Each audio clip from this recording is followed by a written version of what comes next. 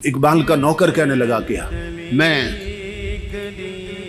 सोया हुआ था अपने कमरे में, रात के 2, 3 या 4 बजे का वक्त होगा। अल्लामा इकबाल ने मुझे आके जगाया और मुझे फरमाने लगे कि मेरे एक मुअज़्ज़ज़ मेहमान आए हैं, तो उठो, उनके लिए कहीं से ताज़ा लस्सी बनवा के लाओ। कहते मैं उठा, मैं हैरान हुआ इस वक्त मेहमान आए हैं और लस्सी पीना चाहते हैं, ये बड़ी अजीब बात। इस वक्त लस्सी कहाँ से मिलेगी? तो कहते हैं मैं किचन की तरफ गया, मैंने कहा बर्तन लेके तो जाता हूँ, निकलता हूँ, देखते हैं कहाँ से मिलती। तो इकबाल ने कहा बर्तन मैं खुद दूंगा। इकबाल ने बर्तन खुद धोया अपने हाथों से और मुझे कहा कि जाओ कहीं से लस्सी लेके आओ। मैं बर्तन लेके घर से निकला और जब निकला तो मैंने कहा देखूं तो सही मेहमान कौन आए। जब कमरे में झांका तो रोशनियों से मिलता जुलता एक इंसान बैठा था, जिसके चेहरे पर नूर की बारिश हो रही थी और जिसके चेहरे की चमक ने कमरे को मुनव्वर कर दिया था। कहते हैं मैं बाहर निकला, आंखें मलता जा रहा था, इस वक्त लस्सी कहां से मिलेगी।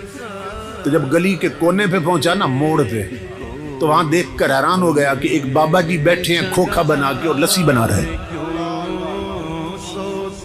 तो मैं हैरान हुआ कि ये रातों रात खोखा का यहां से कैसे बन गया और ये खोखे वाला बाबा कौन है। फिर दिल में खुशी भी हुई कि चलो काम करीब से हो गया, ये सुबह तहकीक करेंगे ये खोखा किसने बनाया और ये बाबा जी कौन है। तो मैंने उन्हें लस्सी के लिए कहा, उन्होंने ताज़ा लस्सी बना दी मुझे। तो मैंने कहा कि पैसे कितने हैं? तो वो हंस के फरमाने लगे ले जाओ, इकबाल से हमारा मामला चलता रहता है। तो मैं हैरान हुआ कि ये बाबा जी इकबाल को भी जानते हैं। खैर मैं लस्सी लेके आ गया। इकबाल ने बर्तन मुझसे पकड़ा और अंदर मेहमानों को पेश। मैं अपने कमरे में बैठा था और सोच रहा था कि अब मेहमान रात रुकते हैं या चले जाएंगे, अभी क्या सूरत हाल बनती। तो मैंने महसूस किया कि मेहमान उठे हैं वापस जाने के लिए। इकबाल के सीने लगे, इकबाल का माथा चूमा उन्होंने और दरवाजे से निकले। मैंने इकबाल को आवाज़ दी, मैंने कहा अल्लामा साहब मैं दरवाजे कुंडी लगा देता हूँ, आप आराम फरमाएं। कुंडी लगाने की बजाय मैं गली में चला गया। मैंने कहा देखो तो सही मेहमान इस वक्त आए थे, कि कौन है, किधर जाते हैं। तो इकबाल का नौकर कहता है मैंने जब देखा तो अल्लाह की इज्जत की कसम, उन्होंने एक कदम उठाया इकबाल के दरवाजे से और दूसरा कदम गली के आखिरी कोने में रख दिया और गायब हो गए।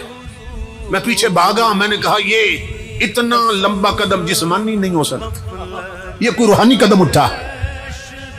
पीछे भागा, जब